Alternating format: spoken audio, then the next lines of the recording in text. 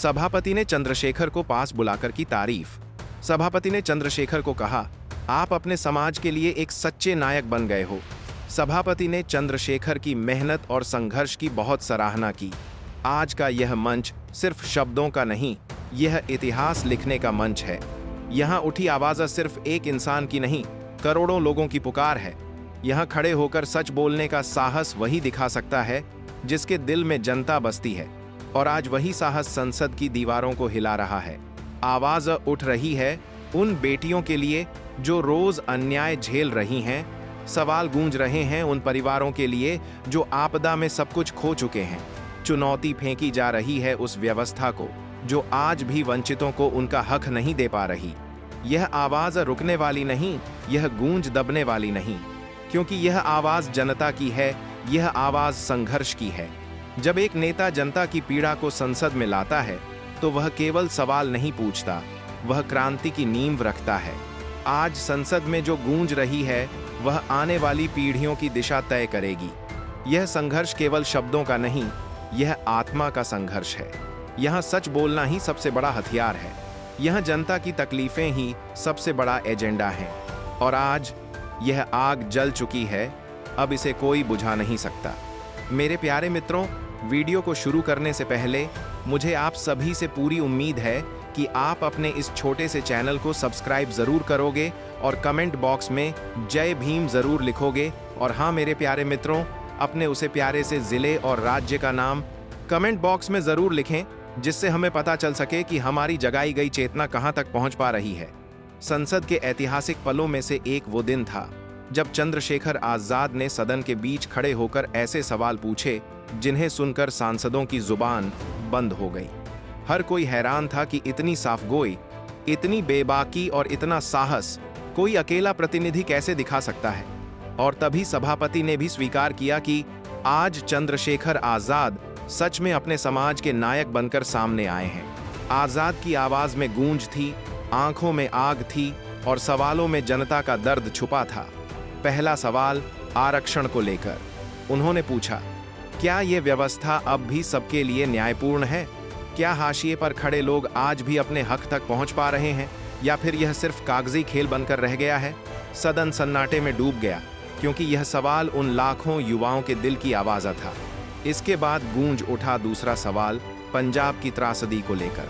आज़ाद ने साफ कहा, एक राज्य की पीड़ा सिर्फ उसकी नहीं होती, बल्कि पूरे देश की होती है। अगर वहां प्रलय आती है तो यह देश की व्यवस्था की जिम्मेदारी है कि वह लोगों को राहत दे, पुनर्वास दे और उन्हें अकेला न छोड़े। इस सवाल ने संवेदनाओं को झकझोर दिया। फिर उन्होंने उत्तरकाशी की ओर इशारा किया। बादल फटने की विभीषिका में कैसे एक पूरी कॉलोनी उजड़ गई, लोग बेसहारा हो गए, परिवार टूट गए। आज़ाद ने सीधा पूछा, आखिर हमारी आपदा प्रबंधन प्रणाली इतनी कमजोर क्यों है? क्यों हर बार आपदा आने तक हम इंतजार करते रहते हैं, और क्यों हम पहले से तैयार नहीं होते? यह सवाल सिर्फ उत्तरकाशी का नहीं, बल्कि पूरे देश की आपदा सुरक्षा व्यवस्था पर चोट थी। सदन में खामोशी गहरी हो गई, लेकिन आज़ाद रुके नहीं। उन्होंने चौथा सवाल उठाया, दलित बेटियों की सुरक्षा का। उनकी आवाज़ और भी भारी हो गई जब उन्होंने कहा, हर दिन हर रात हमारी बेटियां शोषण का शिकार हो रही हैं। कानून और व्यवस्था कहाँ है? न्याय कहाँ है? और कब तक यह दर्द यूं ही अनसुना किया जाएगा? यह सवाल हर दिल को चीर गया, और अंत में उन्होंने कानून व्यवस्था पर सीधा वार किया। अगर जनता सुरक्षित नहीं है, अगर गरीब और वंचित अपने हक की रक्षा नहीं कर पा रहे, तो फिर इस व्यवस्था का क्या मतलब है? संसद का काम सिर्फ भाषण नहीं, बल्कि जनता के जीवन को सुरक्षित और सम्मानजनक बनाना है। सभा में हर कोई स्तब्ध था। यह सिर्फ सवाल नहीं थे, यह जनता की आत्मा से निकली पुकार थी। चंद्रशेखर आज़ाद ने उस दिन यह साबित कर दिया कि सच्चा नेता वही है जो सच बोलने की हिम्मत रखता है, और उनकी यह गूंज आने वाले समय में भी समाज और संसद दोनों को झकझोरती रहेगी। उस दिन संसद में जो गूंज उठी वह केवल कुछ सवालों की आवाज नहीं थी, बल्कि करोड़ों लोगों के दिल की धड़कन थी। चंद्रशेखर आज़ाद ने यह साफ कर दिया कि जनता की तकलीफें अब और छुपाई नहीं जा सकती, चाहे वह आरक्षण का हक हो, आपदाओं से जूझते लोग हों, पंजाब का दर्द हो या बेटियों की सुरक्षा, इन मुद्दों पर अब चुप्पी नहीं चलेगी। आज़ाद ने यह दिखाया कि संसद सिर्फ कानून बनाने की जगह नहीं, बल्कि उन आवाज़ों का मंच है जिन्हें समाज अक्सर दबा देता है। और उस मंच पर उन्होंने साबित कर दिया कि अगर आप सच्चाई और न्याय के साथ खड़े हों तो पूरी व्यवस्था को भी झुकना पड़ता है। सभा में बैठे सांसद दंग रह गए थे। यह सवाल उनकी नींद उड़ाने वाले थे। यह सवाल उन्हें जवाब देने के लिए मजबूर करने वाले थे। और सभापति का यह कहना कि आज आप अपने समाज के लिए नायक बनकर खड़े हुए हैं, दरअसल उस आवाज की जीत थी जिसे अक्सर दबाने की कोशिश की जाती है। यह सिर्फ एक दिन की बहस नहीं थी, बल्कि आने वाले समय का इशारा था। यह संकेत था कि जब समाज का हर शोषित, हर वंचित और हर जागरूक नागरिक अपनी आवाज बुलंद करेगा तो किसी भी व्यवस्था को उसे सुनना ही पड़ेगा। तो दोस्तों, यह हमारी भी जिम्मेदारी है कि हम इन सवालों को सिर्फ सुने नहीं, बल्कि इन्हें आगे बढ़ाएं। हमें यह समझना होगा कि यह संघर्ष केवल किसी एक व्यक्ति का नहीं, बल्कि पूरे समाज का है। जब हम सब मिलकर इस गूंज को और तेज करेंगे, तभी बदलाव की नींव मजबूत होगी। आज का यह समय और यह मंच हमें याद दिलाता है कि सच्चा नेतृत्व केवल शब्दों का खेल नहीं होता, बल्कि यह उस हिम्मत का नाम है जो सच को बुलंद आवाज में सामने लाती है। चंद्रशेखर आजाद ने संसद में खड़े होकर वही किया जो आम लोग सोचते हैं, लेकिन बोलने की हिम्मत नहीं रखते। उन्होंने उन सवालों को उठाया जो हर नागरिक के दिल में घर कर चुके हैं, लेकिन जिन्हें अब तक सत्ता की गलियों में दबाया गया था। सबसे पहला सवाल उन्होंने उठाया आरक्षण और सामाजिक न्याय को लेकर। उन्होंने कहा कि यह व्यवस्था अब भी वंचितों और हाशिए पर खड़े लोगों के लिए न्यायपूर्ण है या नहीं। यह केवल एक कानूनी मुद्दा नहीं, यह हर उस युवा का सवाल है जो अपने हक के लिए संघर्ष कर रहा है। चंद्रशेखर ने स्पष्ट किया कि अगर लाखों लोग अपने अधिकारों से वंचित रह रहे हैं तो उस समाज का न्याय कैसे हो सकता है। संसद में बैठे लोग इसे सुनकर सन्न रह गए। उन्होंने यह दिखा दिया कि सच बोलने का साहस किसी भी व्यवस्था के डर से बड़ा होता है। फिर उन्होंने पंजाब में आई त्रासदी की ओर इशारा किया।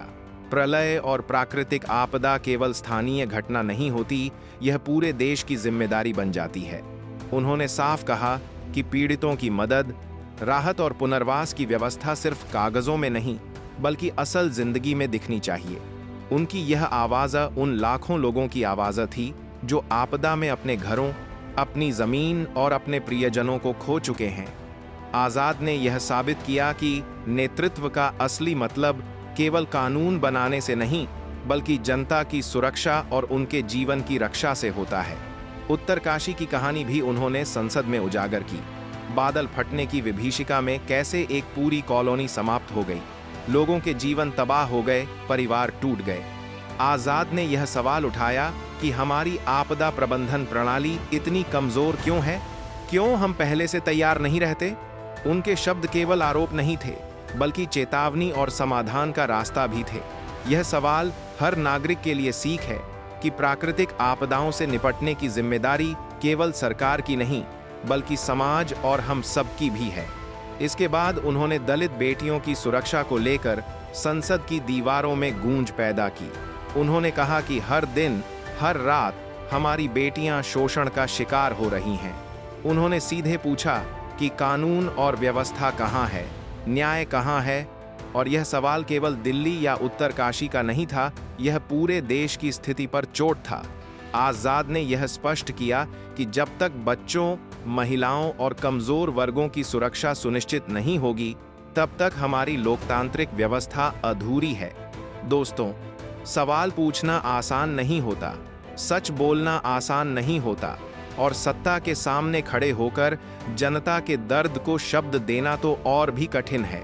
लेकिन जब कोई प्रतिनिधि, कोई नेता यह साहस करता है, तो यह हम सबकी जिम्मेदारी बनती है कि हम उसकी उस आवाज को और ताकत दें।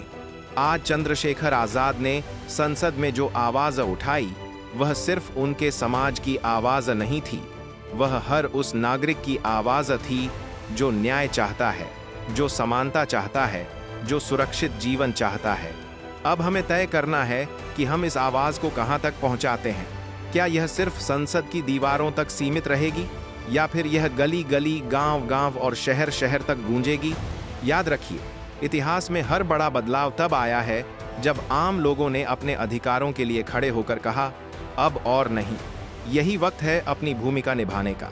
यह वक्त है कि हम भी इस संघर्ष का हिस्सा बने। आइए आज संकल्प लें कि अन्याय और शोषण के खिलाफ हम चुप नहीं रहेंगे।